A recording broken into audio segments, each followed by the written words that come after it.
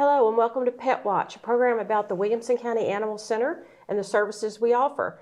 I'm Debbie Sims. I'll be your host today, and I'd like to tell you about a lot of things that are going on at the shelter with the approaching of springtime. We have more baby animals coming in, and we get very busy.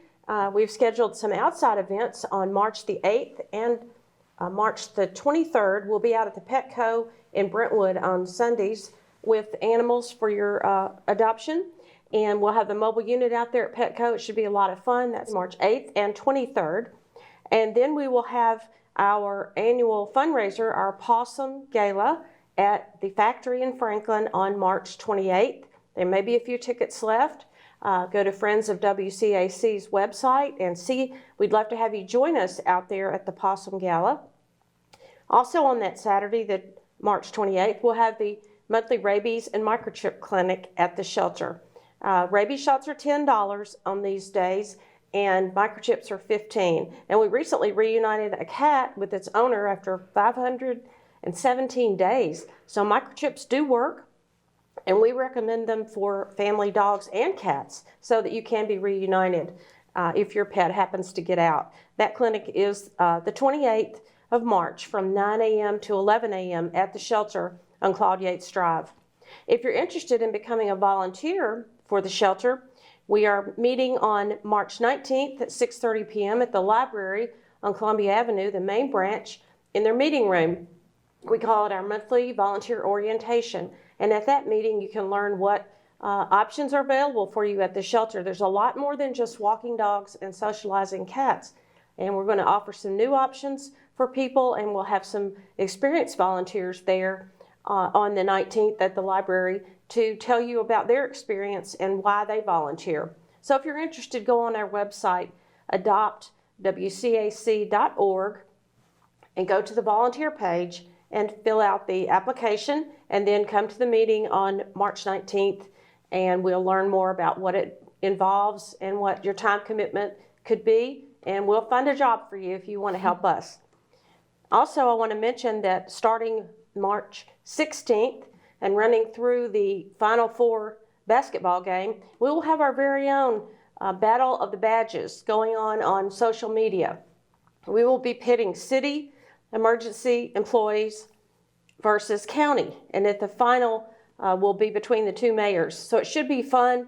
We'll be counting all the shares and retweets that you do. So watch for the Battle of the Badges, and let's see who comes out on top, city or county. I'd like to introduce my guest for today, Sam Anderson. Samantha goes by Sam, right? You're more of a Sam than a Samantha. Sam may be a familiar face to you because she runs our community cat program.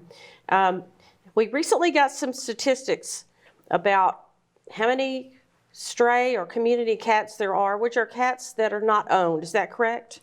Any cat that spends time outside, really, that you can't really tell just by looking at it if it is owned, a pet, a stray cat, a feral cat.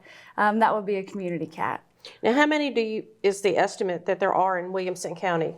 So it is estimated that there's over 50,000 cats that live outdoors either part-time or full-time. So that includes pet cats that spend time outdoors, that includes friendly strays, and that includes feral cats. That's a lot of cats. It is a lot.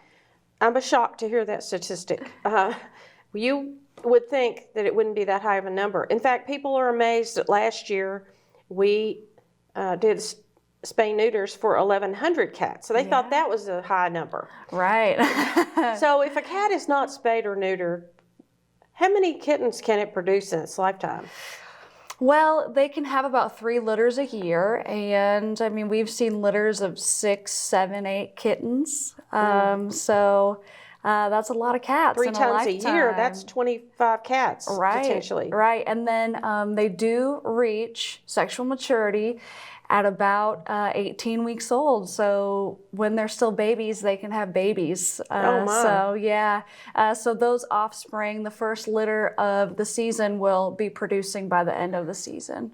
Oh, and typically it's when the warmer months come along that we have an influx of kittens. Right. But this year the weather's been a little odd. And we've already had a couple of litters of kittens, and here we are barely at the beginning of March.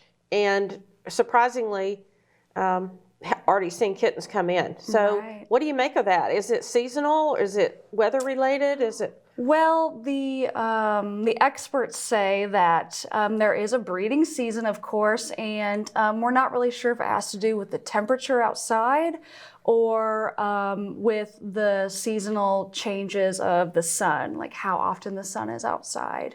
But we do know that cats are in heat already, and we've seen some kittens. So it's here, and it'll be here for a while. Yeah, and if they do follow a pattern, then they're all coming in season nearly around the same time, and so Right. the influx just keeps going. Right. And if it's every 4 months, I mean, I couldn't tell that last summer because I think in June we took in almost 500. Right. In July and August, 375, 350. So it usually peaks in the summer. Right. So what do people do when they see stray cats typically? Are people taking care of the cats they see in the neighborhood? Yeah, so if you see a cat that looks to be at a healthy weight and a good body coat, and they're obviously not injured or sick, it is very, very likely that someone is caring for them. Truly lost cats or cats that are uncared for are going to be thin. Their coat is not going to look nice because they're not used to living outside, and so they're probably not grooming themselves appropriately.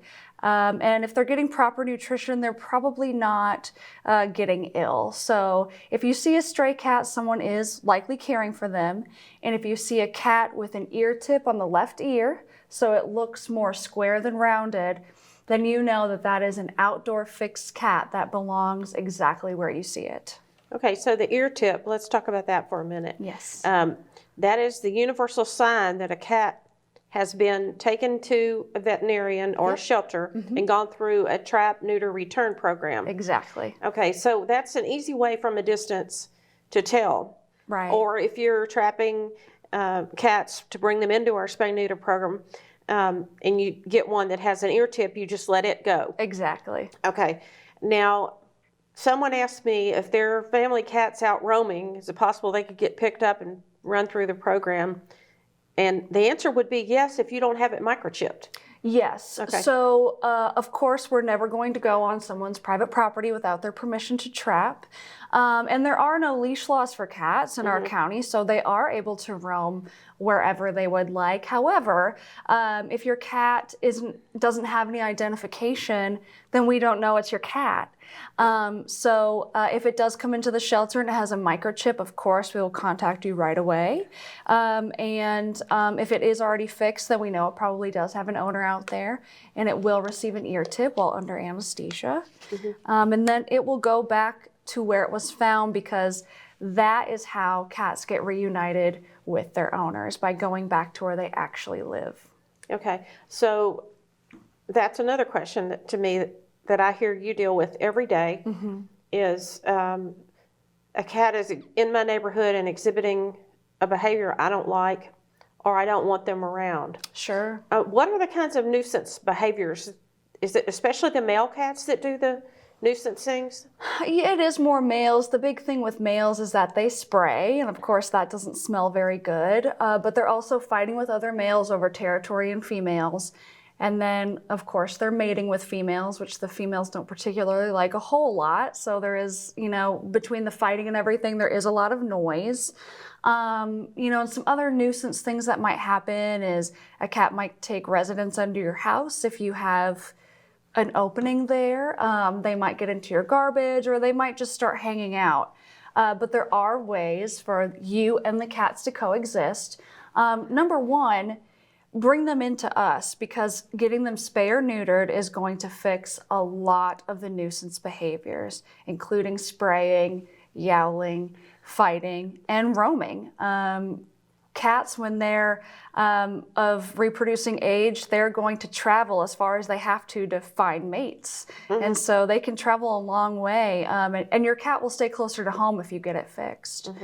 So that will solve a lot of your problems. So that the hormone issue in the male is taken away, then he no longer can spray or okay, so that's how it changes their behavior. And obviously the females can't get pregnant anymore if they pass through the program. So people have said to me, well, do you want the males too? Yes, Right. we do. We certainly do. It takes two to tango, Yes, they it say. does. So we don't care. We want all the cats. And it's hard for an average citizen to determine sometimes whether they've trapped a male or female. So just Right. the answer is just bring the cat in. Absolutely. Okay, because that's one less cat that will cause another cat or have itself get pregnant. So, Right. Right. Yeah. So it helps with nuisance behaviors. It helps the cat from roaming. Yep. Okay. And they're less likely to go out, leave the area or?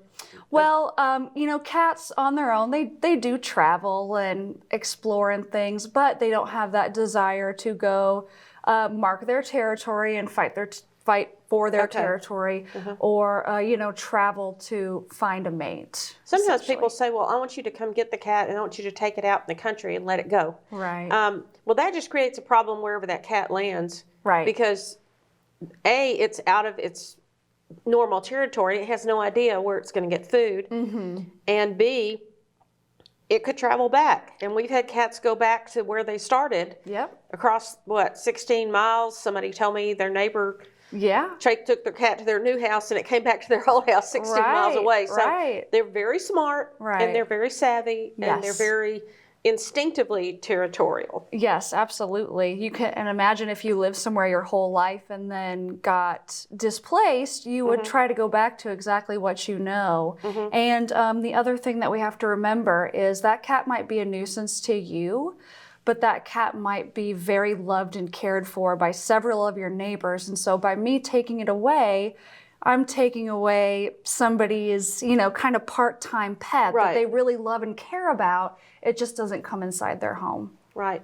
And you're adding some spay-neuter clinic days with extra veterinarians coming up Yes. starting March the 13th is our first one. A lucky day, Friday the 13th, a lucky Yes. day to have your cat spayed or neutered. So any cat that goes outdoors that day, they need to call you at the shelter at 790-5590, Yep. and your extension is 1823. Make an appointment. Yes. Let us know you're coming. We're doing it March the 13th. Then in April, we're doing it April 7th, 14th, 21st, and 29th. So that's a real advantage to people in the county. Not only community cats, but any cat that is yours, that's friendly enough for you to put in a carrier and bring that day. We'd love to have it because we're going to have extra help. Now, how many spay neuters can two vets do in a day at our shelter? Oh gosh, depending on the vet, we can do about 50 spay or neuters. Wow. We'll do the cats that come in, plus some of the animals that, of course, live at the shelter with us. And that makes a huge impact because two unaltered cats can make 10,000 in a year. So people need to think about that because every kitten that doesn't get altered can have 7, and then all 7 of those have 7, and you can see how it gets out of hand. Right. Well, thank you for educating us about, even here in Williamson County, about how many cats we have.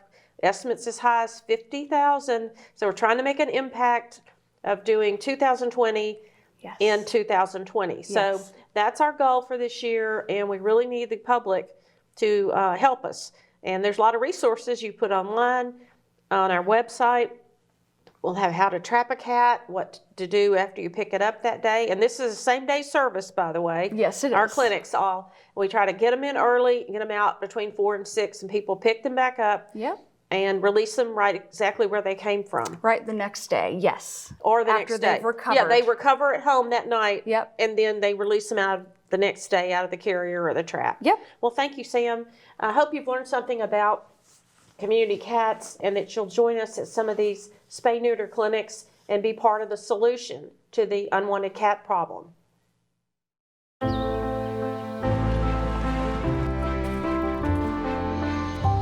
You are the national parks. And no matter who you are or where you come from, the parks are you too.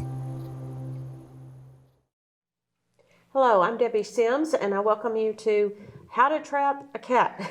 An intimidating process. It sounds hard, but Samantha or Sam Anderson is here to show us that it's not.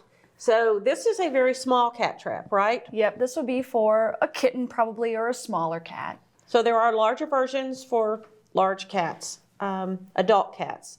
So how do you determine whether you're going to trap an adult or the kittens, if you've seen them together, if you've seen a litter of kittens and seen a cat come and go with possibly food for them or out foraging, coming back a couple of times a day, and you've watched them for a day or two, Right. and you think they do have a mom.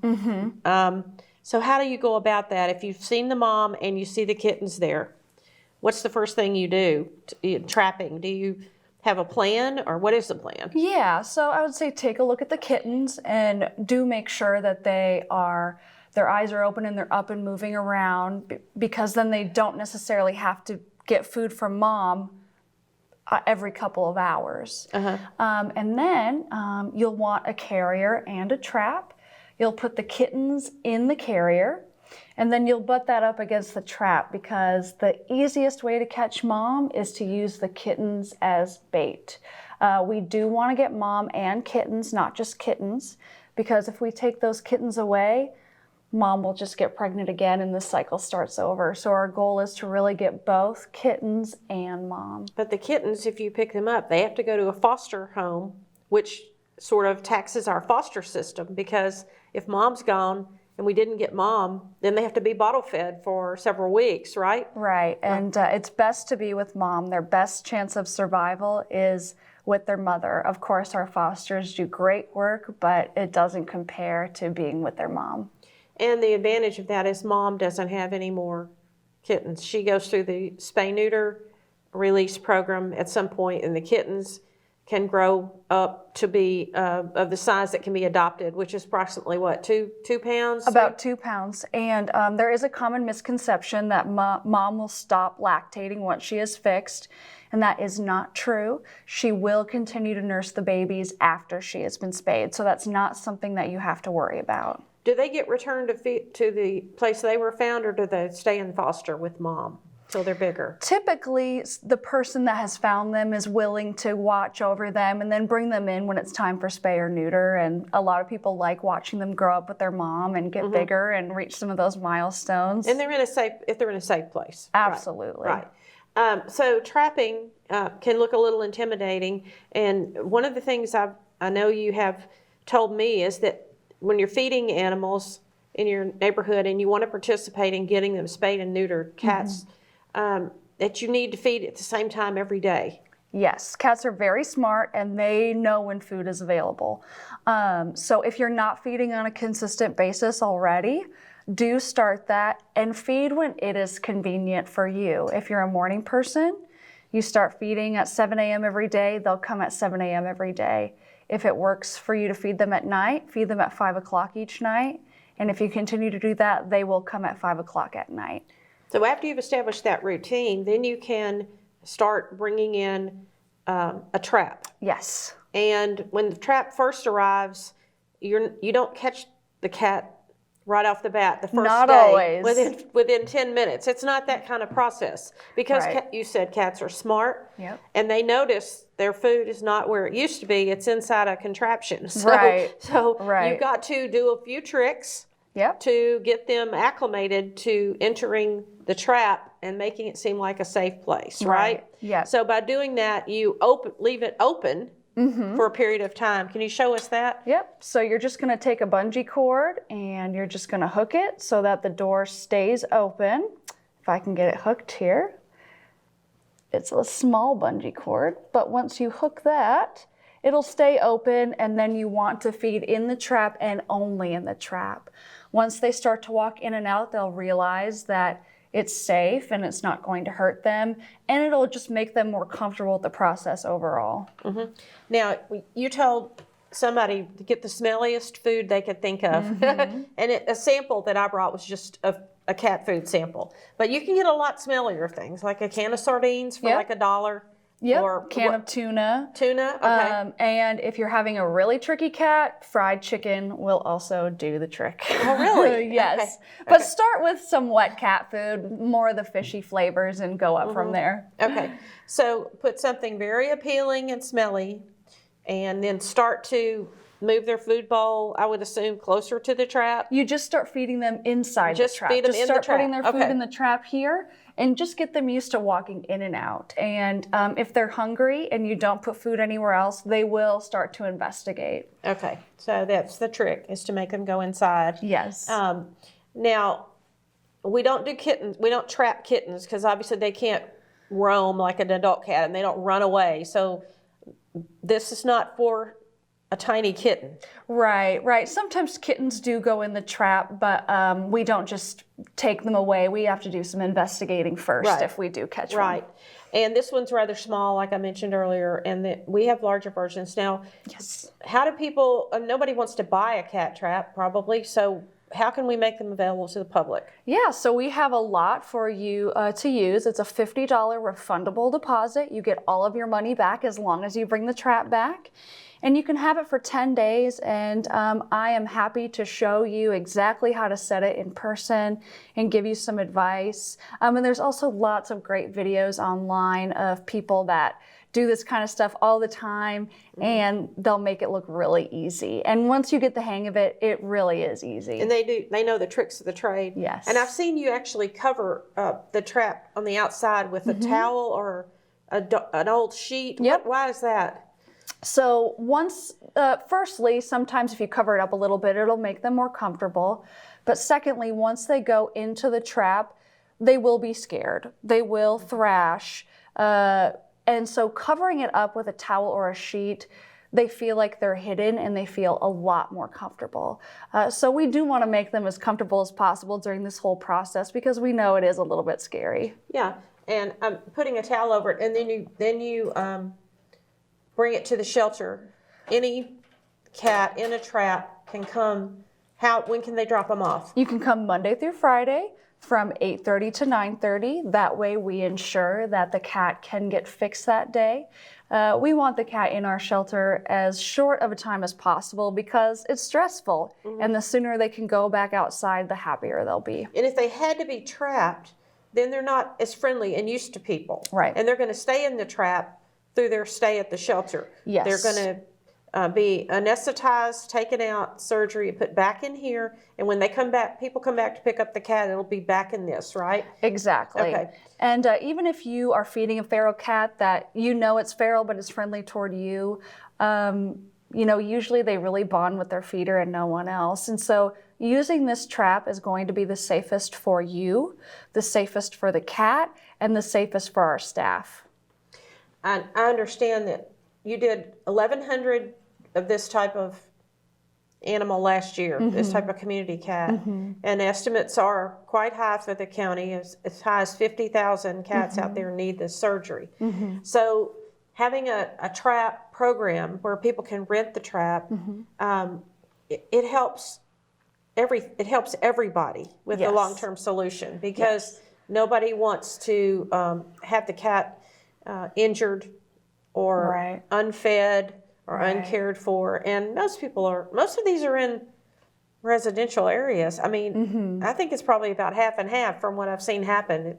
You would think it was a rural problem, but Right. yet we've seen people feeding 20 and 30 cats in a residential area. Right. Yeah, in the historic district. even. Right. Yes. In 2019, we caught overwhelmingly the majority of these cats came from Franklin, and a lot of people think it would be Fairview or College Grove, and we did get cats from there, but Franklin is really the hot spot for cats. Well, where people are more densely situated and where it's more Yes. densely populated, and then the outlying areas in Spring Hill and places where a lot of new building is going on, like Thompson Station, we're finding that as the builders come in and level the wooded areas where a lot of feral cats might live, then the feral cats start roaming the new neighborhood because Right. the house is in their territory. Right. So that's hard for people to understand. Right. We've had calls about that as well, I know, in brand new neighborhoods. Say, I just moved here, but why are there 7 cats coming, around the back porch every night? Exactly. 'Cause that's where they used to catch field mice, I guess. Right. Right before the house got built. You do need help with this trapping program. In addition to an individual who might be watching who has a cat or 2 or 30 that they've seen in the neighborhood that wants to trap and bring them in. You need other people that are committed to the community cat program to become volunteers to help you. Yes. Okay, what can they do as a volunteer in your program? What are some of the things they can help you with? So there are lots of things that people can do with shorter or longer time commitments. One is trapping cats. So once you've learned how and if you really like it, we do help people that are unable to trap due to a variety of things because we want to help people even if they can't do it themselves. We need people to educate those in Williamson County that might not see this or might not follow social media to let them know this service is available. And you've actually put door hangers throughout neighborhoods before to say, hey, we're trying to help the stray cats. Will you please help us? Yes, and that takes manpower. It does. It does. So they could go together with a friend to a neighborhood that you gave them a handful of door hangers on Saturday and spend an hour walking through and answer. If someone asked them a question, they could answer it. Absolutely. Or a person needed help and was physically unable, you could send a volunteer to their home and they could go out. And this is all done outside. I just want to make that clear. Yes. That you could go out into the area that they've seen the cat and set the trap for them and kind of become their helper. Yep. Okay, and then some other things. What else? People that are willing to do some transportation. There are some times where we go and trap 20 to 30 cats at a time, so we need some vehicles to help us transport them. Okay. And then if you ever want to come to the shelter and help during a clinic day, a lot of that is just taking the cats where they need to go, to the vet's office, to the recovery room, and back to their person. And we'll have those throughout, starting twice a week in April and going throughout the summer. So we'll have those dates posted as well. And if anybody wants to become a volunteer, that's an option. Yes. Because some people would rather work on their own time, trap a couple of cats when they have time, because they like to see the program go to the next step rather than just talk about it. Right. They want to do something. And they may not be attuned to coming to the shelter and petting cats. They may see that the need in the community is something else that they want to do. Right. So we want you to have that. And education is also important. If there are neighborhood groups that they go to the homeowners meeting twice a year, then they could stand up and say, hey, I work in the community cat program at Williamson County Animal Center as a volunteer, and here's what I've learned. Yeah, and absolutely. Don't complain about the cats. Let's, try to find the owner. And you mentioned that most cats don't have any identification on them. We only returned a few cats to owner last year, didn't we, at the shelter? Yes, the national average for return to owner of a stray cat is only 2%, and that's all over the country. We're lucky enough to have a little bit of a higher return to owner rate, but a lot of cats, even if they are owned, don't have any identification. And if they have a home, we want them to go back to it instead of be with us. So microchip your cat. I mean, Yes. we're microchipping these ferals that come through the program. We do. Because we want to know when they come back in, where they've been, if they're in the same area, Right. if something has changed. We want to be able to identify them. Exactly. And so I would encourage everybody to microchip your cat, because notoriously they don't like collars and that kind of thing. Right. And we did just return a cat to its owner last week that was 6 miles away from home. Wow. So cats typically travel about a mile every day if they're outdoors, but they can travel a lot further, especially during breeding season. That was a very confused cat. Yes. That's contrary to all of this instinct about going to where your food source is, isn't it? Right. But Sometimes it happens. they gallivant. It happens. They gallop. They go out on a journey. Yes. Well, I appreciate you letting us know that trapping is nothing to be scared of. And if anyone wants to rent a trap and help you with this program, we're trying to trap, neuter, and return 2020 cats in 2020. So call Sam Anderson at the shelter, 790-5590, extension 1823. She will walk you through the steps and answer any questions that you have in helping us with trapping and bringing enough cats through the program that we make a change in the county.